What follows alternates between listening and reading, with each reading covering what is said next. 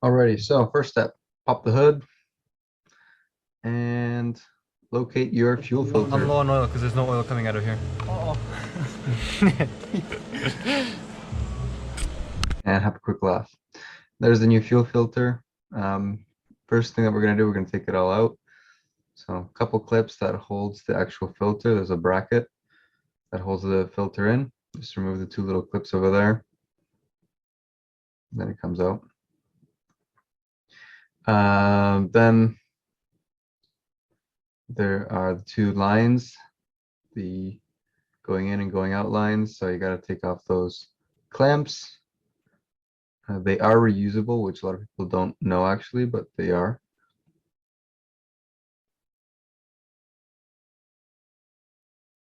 Takes a little bit of wiggling, but eventually you get them off.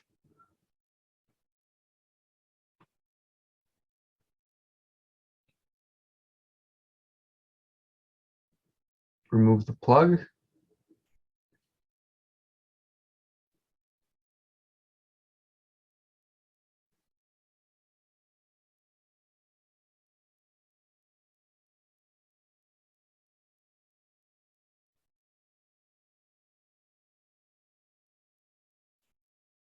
Move that hose out of the way. The second hose out of the way. There's a little bit of fuel that splashes, but not too much. And just remove that filter. As you can see the little intake manifold down there. And here we can see the fuel filter's date of production, which is 30/11/16. New filter, which is May 2021. I think September it was. Recover, take those off, plop it in, plug in the new filter,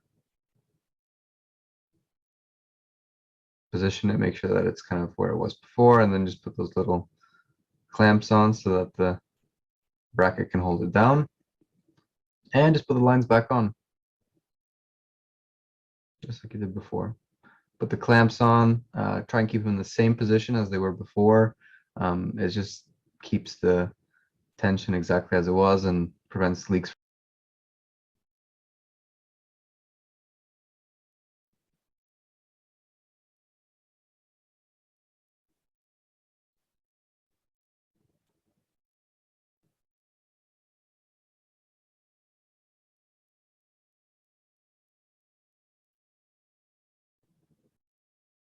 And now we're just going to prime the fuel system.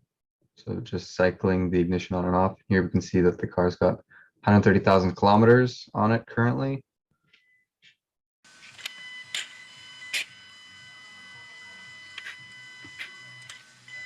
And you can just hear the pump working and filling up the fuel filter. You got to do that because otherwise it will take a couple cranks to start and it might not be good for the high pressure fuel pump or the injectors. And voila, we got a startup. First crank started up really nice and quick, so that was good.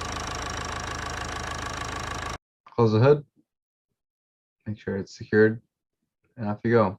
And now we're going to check how dirty that filter was. So we're going to take the old filter apart. It's technically not serviceable, so you shouldn't do that, but we just took a grinder to it and then just pried it open. You can see the diesel's clean at the bottom over there. So clean diesel is going in. The main idea with the fuel filter is that fuel gets through, but contaminants don't. This filter had about 80,000 kilometers, I'm guesstimating, so, and 5 years old. The car wasn't really well taken care of by its previous owners. It did sit for a period of its life before I got to it, and it lives in a harsh climate of over here in Ontario. So now we're going to cut it open so we can analyze it more in depth. You can see the outside is dirty, but the inside of the filter is clean. So the argument is really, should you be replacing the filter every 40,000, 20,000 kilometers? And as you can see here, clean inside, but dirty on the outside. So the moral of the story is that you don't need to follow the manufacturer's recommendation to replace the filter every 50,000 kilometers, as many manufacturers like Mercedes recommend. Again, this kind of depends on your geographical location. In North America over here, the fuel quality is pretty good.